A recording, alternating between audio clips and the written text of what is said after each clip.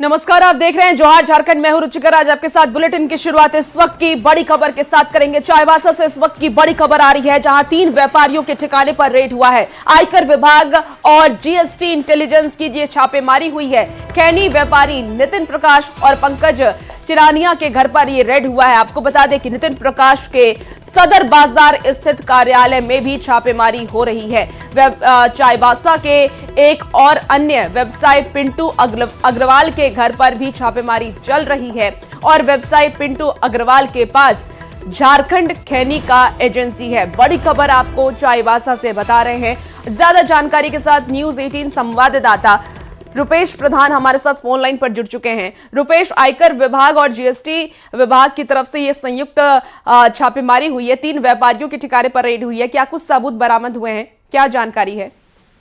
जी देखिए, ये तीनों जो व्यापारी हैं, इनके ठिकानों पर और घर पर कल से ही छापेमारी चल रही है और अभी करीब 20 घंटे के आसपास होने जा रहा है जो ये लगातार छापेमारी चल रही है। और अभी ये छापेमारी पूरी नहीं हुई है तो कोई स्पष्ट जानकारी सामने नहीं आ रही है कि क्या जब्त हुआ या क्या मिला है। लेकिन तीनों व्यवसायियों के आवास और उनके कार्यालय अन्य ठिकानों पर जो छापेमारी चल रही है, ये कल से लगातार चल रही है। और मीडिया को भी जो सुरक्षाकर्मी वहां तैनात हैं, सीआरपीएफ तैनात है, तो उनके द्वारा अंदर जाने नहीं दिया जा रहा है और बाहर से कोई स्पष्ट अभी जानकारी फिलहाल नहीं मिल पाई है। और ये जो छापेमारी पूरी होगी तो उसके बाद कुछ स्पष्ट जानकारी मिल पाएगी कि क्या सामने आया है या क्या जब्त हुआ है या और कोई अन्य जानकारी मिल सकती है। लेकिन लगातार कल से ये जो छापेमारी चल रही है आज भी जारी है और अभी फिलहाल तीनों व्यवसायियों के ठिकानों पर छापेमारी जारी है। जी ठीक है रुपेश, आप नजर बना के रखिए और तमाम अपडेट आपसे लेंगे। बहुत शुक्रिया जानकारी के लिए। और रामगढ़ से आपको बड़ी खबर बताएं, जहां सीसीएल बड़का सराय एरिया के न्यू बिरसा आउटसोर्सिंग परियोजना में विस्थापितों का हंगामा हुआ है। ग्रामीणों को 75% और सोर्सिंग कंपनी में रोजगार की मांग को लेकर के विस्थापित ग्रामीणों ने परियोजना में कोयला और उत्पादन और डिस्पैच को ठप करा दिया। ग्रामीण ढोल नगाड़े के साथ खदान में उतरकर अनिश्चितकालीन बंदी की शुरू कराया है। आपको बता दें कि सीएचपी साइलो को भी बंद कराया गया है और इससे सीसीएल को काफी नुकसान हो रहा है। स्थापित रैयतों ने 75% रोजगार की मांग को लेकर सीसीएल बरका सयाल क्षेत्र के न्यू बिरसा आउटसोर्सिंग परियोजना को बंद करा दिया। देख सकते हैं ढोल नगाड़े और झंडे के साथ विस्थापित लगातार नारेबाजी कर रहे हैं और इनका कहना है कि यहाँ जो आउटसोर्सिंग कंपनी है वो 75% रोजगार में हिस्सा नहीं दे रही है। इसके कारण इन्होंने यहाँ पर अनिश्चितकालीन बंदी शुरू किया, जिसका प्रभाव देख सकते हैं। कोयला का उत्पादन बंद है, डिस्पैच ठप है। क्या मांगे हैं बताइए? हम लोग का यही आज का मांग है कि हम लोग 15 दिन का समय दिए थे सीसीएल प्रबंधन को कि यहाँ हम लोग का जो सैनिक कंपनी आई है उसमें हम लोग को 75% यहाँ का बेरोजगार लोगों को रोजगार दे। इसके लिए हम लोग अल्टीमेटम भी दिए थे, बहुत पहले से बोलते आ रहे थे। लेकिन आज जो हम लोग को कोई वैल्यू नहीं दिया गया कि जब हम लोग आवेदन दिए तो हम लोग तो हम लोग का 15 दिन कल पूरा हुआ, आज 16वां दिन है। हम लोग उसमें भी तो झारखंड सरकार के नियम के अनुसार 75% स्थानीय को रोजगार चाहिए। हाँ, यही चाहिए। झारखंड क्या मांग है? आज हम लोग रोजगार की मांग को लेकर के अनिश्चितकालीन बिरसा परियोजना को ठप कर दिए हैं। हम लोग का मांग यही है कि यहाँ के स्थानीय विस्थापितों को 75% रोजगार दिया जाए। कंपनी आई है अपने मनमानी ढंग से काम कर रही है और बाहर से मजदूरों को ला जा रहा है। इसका हम लोग खुलकर उसका विरोध कर रहे हैं। एक और है, क्या आपका नाम है? मेरा नाम मोहन सोरेन है। दिक्कत है? दिक्कत यहाँ पर है, यहाँ का विस्थापित लोगों को रोजगार नहीं दिया जा रहा है। रोजगार नहीं दिया जा रहा और बाहरी हम लोग को खास करके यही मांग है, जो हम लोग जमीन दिए और यहाँ कंपनी अभी सैनिक आई है, लेकिन विस्थापितों को जिस हिसाब से रोजगार देना चाहिए लेकिन अभी एकदम नहीं के बराबर है। इससे को 75% रोजगार चाहिए। हाँ, एकदम चाहिए, क्योंकि हम लोग जगह जब सारा चीज उजड़ गए हैं तो रोजगार एकमात्र यही है। इसलिए हम लोग मांग करते हैं कि रोजगार मिले सभी को। तो देख सकते हैं लगातार विस्थापितों का गुस्सा यहाँ बढ़ता जा रहा है। इनका कहना है कि जब तक यहाँ पर आउटसोर्सिंग कंपनी इन्हें 75% रोजगार नहीं देगी, इनका आंदोलन अनवरत जारी रहेगा। देख सकते हैं कोयले का उत्पादन बंद है, यहाँ डिस्पैच ठप है, विस्थापितों में गुस्सा है। इनका कहना है कि झारखंड सरकार के नियम के अनुसार 75% स्थानीय लोगों को रोजगार देना ही होगा। जावेद खान, न्यूज 18, रामगढ़। और हजारीबाग से आपको बड़ी खबर बताएं, जहां कार और ऑटो की जोरदार टक्कर हुई है। हादसे में कई लोग घायल हुए हैं। घटना के बाद कार सवार लोग मौके से फरार हो गए। आक्रोशित लोगों ने कार में आग लगा दी। सूचना मिलते ही मौके पर पुलिस पहुंची और मामले की छानबीन कर रही है। मामले को शांत भी कराया है। टाटरी झरिया थाना क्षेत्र का ये पूरा मामला बताया जा रहा है। बड़ी खबर आपको हजारीबाग से बता रहे हैं, जहां सड़क हादसा हुआ, कार और ऑटो की जोरदार टक्कर हो गई। तस्वीर बीटीवी स्क्रीन पर इस वक्त आप देख पा रहे होंगे। ये एक्सक्लूसिव तस्वीर है, जहां टक्कर के बाद देखिए धू-धू कर आग जल रही है। हादसे में कई लोग घायल हो गए हैं और घटना के बाद कार सवार लोग मौके से फरार हो गए। हालांकि वहां पे जो स्थानीय लोग थे उनमें आक्रोश देखा जा रहा है। सूचना मिलते ही पुलिस को उन्होंने जानकारी दी और पुलिस वहां फिलहाल पहुंची है, लोगों को शांत कराया है। लेकिन ये उस वक्त की तस्वीर है जिस वक्त ये घटना हुई, किस तरीके से धुआं पर आग जल रही है। तस्वीरें टीवी स्क्रीन पर। आपके पास है थोड़ा सा हिम्मत नहीं हुआ था लेने के लिए। ये कार और ऑटो में ये जोरदार टक्कर हुआ। हादसे में कई लोग घायल हो गए हैं। तस्वीर टीवी स्क्रीन पर आप देख रहे हैं हादसे के बाद की ये तस्वीर। और इसी बीच बड़ी खबर राजधानी रांची से सामने आ रही है, जहां एयरपोर्ट पर इंडिया एक्स फ्लाइट का इमरजेंसी गेट खुला है। बता दें आपको कि बिरसा मुंडा एयरपोर्ट पर 91103 एयर इंडिया एक्स के विमान का ये पूरा मामला सामने आया है।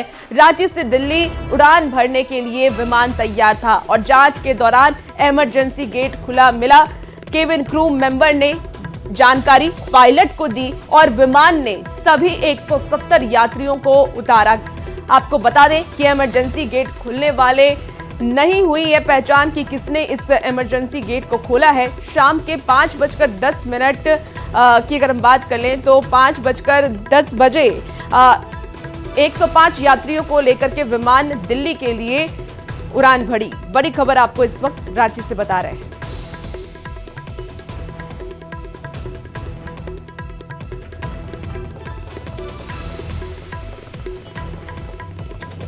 और बड़ी खबर आपको राजधानी रांची से बताएं, जहां सीएम हेमंत सोरेन आज अधिवक्ताओं को तोहफा देंगे। रांची में स्वास्थ्य बीमा योजना का शुभारंभ करेंगे। अधिवक्ताओं को स्वास्थ्य बीमा योजना का लाभ भी मिलेगा। सीएम हेमंत सोरेन अधिवक्ताओं को संबोधित भी करेंगे। अधिवक्ताओं को स्वास्थ्य बीमा के प्रस्ताव को कैबिनेट से कुछ समय पहले ही मंजूरी मिली थी। बड़ी खबर आपको इस वक्त राजधानी रांची से बता रहे हैं, सियासी गलियारे से बता रहे हैं। झारखंड के वकीलों को बड़ा तोहफा मिलने वाला है। 10 लाख रुपए तक का लाभ वकीलों को मिलेगा और वकीलों के लिए स्वास्थ्य बीमा की योजना की भी शुरुआत होगी। निबंधित वकीलों को स्वास्थ्य बीमा का लाभ मिलेगा। और बता दें कि प्रीमियम भुगतान के लिए 9 करोड़ की राशि जारी की गई है। तो झारखंड के वकीलों को एक बड़ा तोहफा हेमंत सोरेन सरकार की तरफ से मिलने वाला है। निबंधित वकीलों को स्वास्थ्य बीमा योजना का लाभ मिलेगा। 6,000 रुपए प्रीमियम भुगतान सरकार करेगी। प्रीमियम भुगतान के लिए 9 करोड़ की राशि जारी की गई। 10 लाख रुपए तक का लाभ अब वकीलों को दिया जाएगा। तो हेमंत सरकार का ये बड़ा फैसला, जहां वकीलों के लिए स्वास्थ्य बीमा लागू हो गई। निबंधित वकीलों को स्वास्थ्य बीमा योजना का लाभ दिया जाएगा। 6,000 रुपए प्रीमियम भुगतान सरकार करेगी। प्रीमियम भुगतान के लिए 9 करोड़ की राशि जारी होगा और 10 लाख रुपए तक का लाभ वकीलों को दिया जाएगा।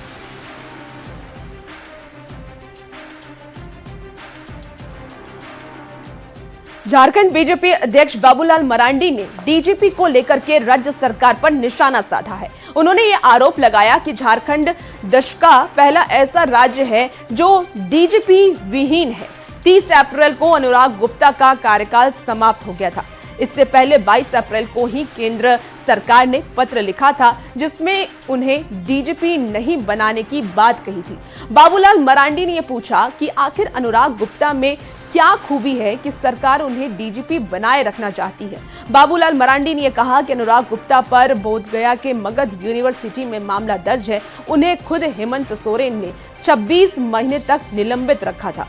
उन्होंने रिटायर्ड व्यक्ति को जबरन डीजीपी बनाकर रखने पर भी सरकार पर हमला बोला है। अनुराग गुप्ता में क्या खूबी है कि उनको अभी भी वो डीजीपी बना के गैर कानूनी ढंग से रखे हुए। और ये व्यक्ति के बारे में थोड़ी जानकारी लीजिए। जब बिहार के जमाने में भी उनके ऊपर गया में मगध यूनिवर्सिटी का जो पुलिस स्टेशन है वहां भी इनके ऊपर केस है। और हेमंत सोरेन ने खुद जब पहली बार मुख्यमंत्री बने तो 24 फरवरी 2020 से लेकर के 9 मई 2022 तक अर्थात 26 महीना तक इसको निलंबित रखा था। आखिर ये सारे जो प्रेम का क्या कारण है या क्या मजबूरी है उनको डीजी बनाए रखने के लिए जो एड़ी चोटी का लगाए हुए है,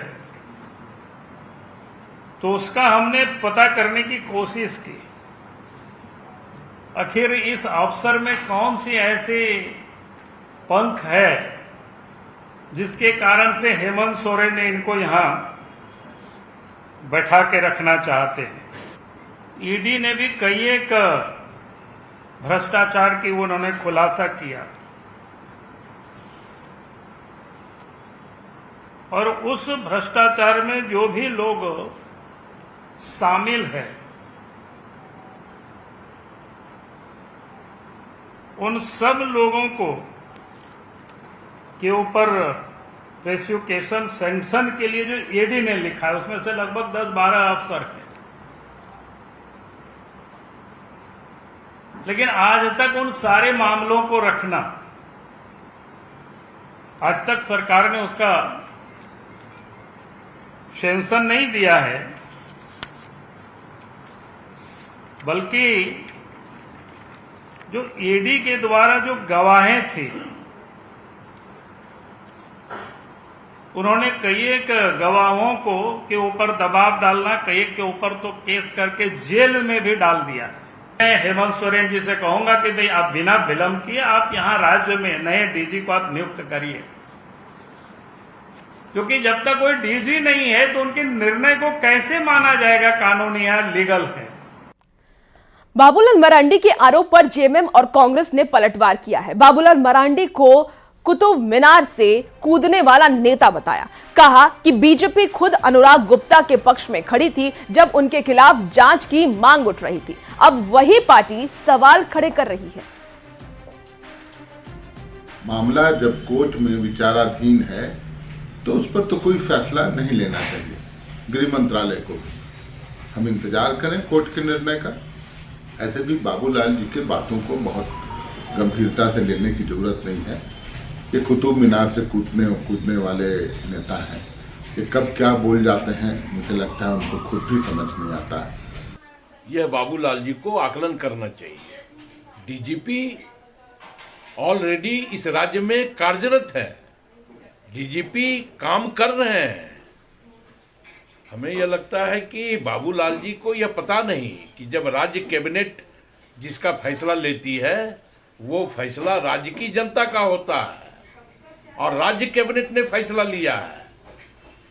और हमने केंद्र सरकार को पत्र भी लिखा है, 2 पत्र लिखा है।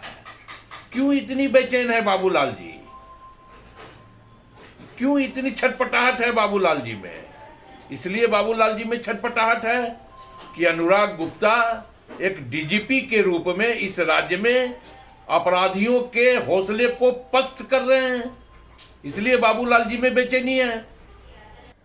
रामगढ़ से बड़ी खबर सामने आ रही है, जहां सीसीएल सौंदा के बांसगढ़ा खदान हादसा मामले के आरोपी को बरी मिला है। 20 साल के बाद 3 आरोपी को कोर्ट ने बरी किया है। जून 2005 में सीसीएल सौंदा के बांसगढ़ा भूमिगत में एयर ब्लास्ट और पानी घुसने के कारण 14 सीसीएल मजदूरों की मौत हो गई थी। तत्कालीन परियोजना पदाधिकारी उमेश शर्मा, खान प्रबंधक एनके मार्टन और खान प्रभारी आईडीपी सिंह को भी बरी किया गया। आपको बता दें कि 16 गवाहों ने अपनी गवाही दर्ज कराई थी। बड़ी खबर इस वक्त आपको रामगढ़ से बता रहे हैं। बांसगढ़ा खदान हादसा, ये पूरा मामला और इस पूरे मामले को लेकर के 20 साल के बाद 3 आरोपी को कोर्ट ने बरी किया है। बड़ी खबर आपको रामगढ़ से बता रहे हैं।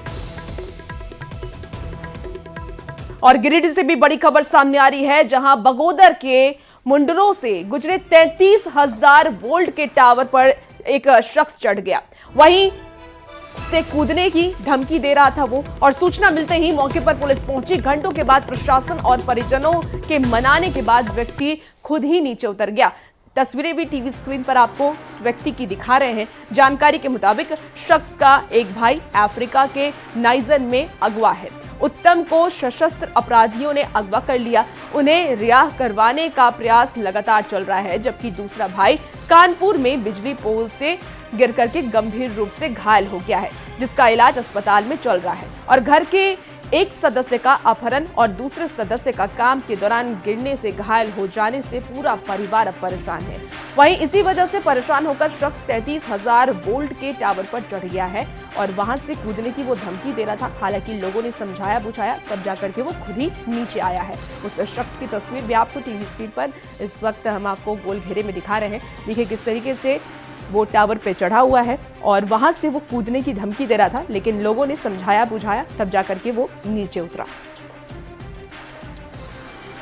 बहुत बड़ी घटना होते होते बचा। जैसा कि जानकारी मिली कि मुंडरो गांव के जो बखरीडी का जो उत्तम महतो है, जो अभी नाइजर में अपहरण हुआ है, जिनका उनका भाई जो है बुद्धन महतो, आज जो है सो काफ़ी तनाव डिप्रेशन के कारण वह जो है सो ये टावर लाइन में चढ़ गया था और अभी वो सकुशल सही है।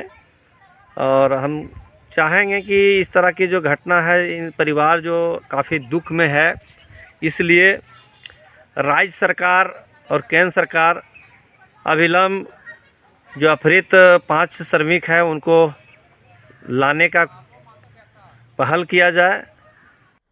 और इसी बीच गिरिडीह से भी बड़ी खबर सामने आ रही है, जहां पत्थर खदान में डूबने से युवक की मौत हो गई है। 36 घंटे के बाद शव को निकाला गया है बाहर। एनडीआरएफ ने कड़ी मशक्कत के बाद बाहर निकाला है शव। आपको बता दें कि इस दौरान पूर्व विधायक राजकुमार यादव और एसडीएन अनिमेश रंजन भी मौजूद रहे हैं। तस्वीरें भी टीवी स्क्रीन पर आपको दिखा रहे हैं। 36 घंटे के बाद शव को बाहर निकाला गया है। कड़ी मशक्कत के बाद शव को बाहर निकाला गया। एनडीआरएफ की टीम ने शव को बाहर निकाला है और शव मिलने से परिवार में कोहराम मचा हुआ है, मातम पसर गया है। आप तस्वीरें भी टीवी स्क्रीन पर देख रहे हैं। जानकारी के मुताबिक आपको बताएं कि नहाने के दौरान युवक पत्थर खदान में डूब गया था। स्थानीय प्रशासन और ग्रामीणों के काफी प्रयास के बाद जब शव को खदान से ढूंढ करके बाहर नहीं निकाला जा सका, तब जाकर के एनडीआरएफ की टीम को बुलाया गया और तब टीम ने कड़ी मशक्कत के बाद शव को बाहर निकाला। युवक बाहर से आए थे और नहाने के क्रम में वो डूब गए थे। इसके लिए हम लोगों ने यहाँ के लोकल गोताखोर जब उनसे उनको पता नहीं चल पाया, हम लोगों ने एनडीआरएफ टीम से संपर्क किया। फिर एनडीआरएफ टीम यहाँ पे कल तो नहीं आ पाई क्योंकि कल शाम हो गया था और प्रोटोकॉल के साथ आज वो एनडीआरएफ की टीम आई थी यहाँ पे और उन्होंने यहाँ पर उस बॉडी को बाहर निकाल लिया। उसके बाद जो भी कानूनी कार्रवाई हो रहा है, पोस्टमार्टम के बाद जो भी कार्रवाई होगा वो किया जाएगा। जामताड़ा में चौकीदार बहाली परीक्षा में अनियमितता को लेकर के विपक्ष सरकार पर हमलावर है और परीक्षा रद्द करने की मांग कर रहा है। प्रेस कॉन्फ्रेंस कर बीजेपी ने जिला प्रशासन और राज्य सरकार पर हमला बोला है। वहीं मंत्री इरफान अंसारी ने बीजेपी के आरोपों को स्वीकार करते हुए ये कहा कि इस प्रक्रिया में गड़बड़ी हुई है। बहाली को फिलहाल रोक दिया गया है। इस मामले में जनता के साथ जो खिलवाड़ हो रहा है, युवाओं के साथ जो खिलवाड़ हो रहा है, इस पर इरफान अंसारी चुप क्यों है? इरफान अंसारी अपनी प्रशंसा में गीत सुन रहे हैं, रवि महतो न जाने कहां बैठे हुए हैं। और ऐसी स्थिति में जब आम जो युवा है, हमारे युवतियां हैं, जो चौकीदार भर्ती के लिए घंटों घंटों लाइन में खड़े रहकर इस परीक्षा के लिए अपना आवेदन दिया, इस परीक्षा के लिए न जाने कब से इंतजार कर रहे हैं और उनके भविष्य के साथ खिलवाड़ हो रहा है। आप 10 बजे एग्जाम लेते हैं, रात तक परीक्षा घोषित कर देते हैं, अंक घोषित कर देते हैं, फिर आप कहते हैं संशोधित अंकों का घोषित करते हैं। क्या चल रहा है?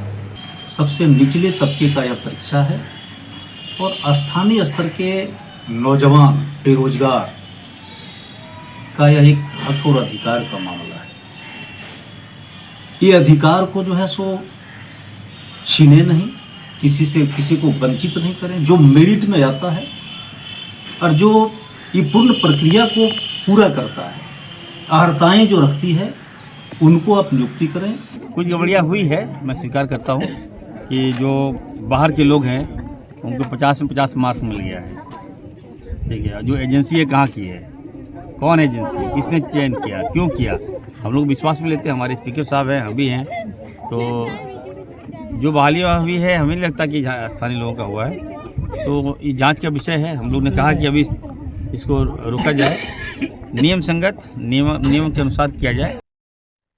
और अब आपको जामताड़ा लेकर चलते हैं, जहां कीनो डी से चंद्रडीपा के बीच 1.30 करोड़ रुपए की लागत से बनने वाले 2 किलोमीटर लंबी सड़क का शिलान्यास स्वास्थ्य मंत्री डॉक्टर इरफान अंसारी ने किया। इस दौरान मंत्री ने अपनी सरकार की उपलब्धियों की जमकर तारीफ की, जिसमें 62 लाख बहनों को मैया सम्मान योजना के तहत 7,500 रुपए हर महीने देना शामिल है, जिसे उन्होंने सरकारी नौकरी से भी बड़ा बताया है।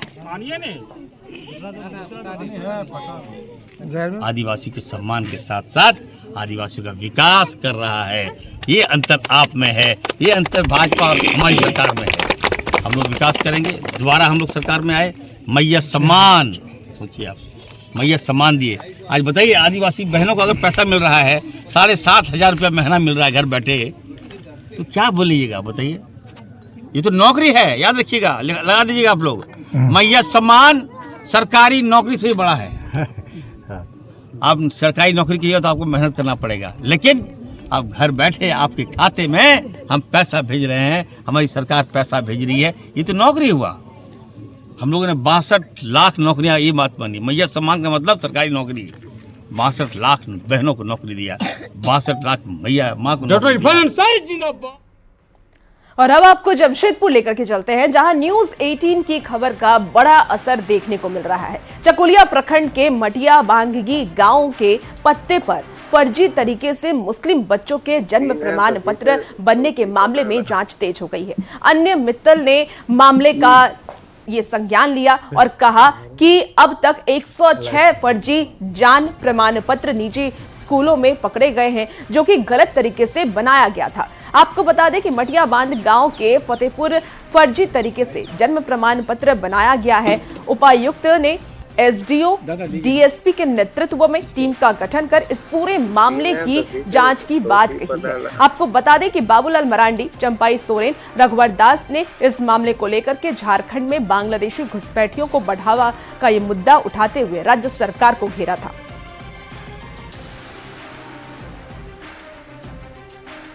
और फिलहाल इस बुलेटिन में इतना ही। आप बने रहिए न्यूज 18 बिहार झारखंड के साथ।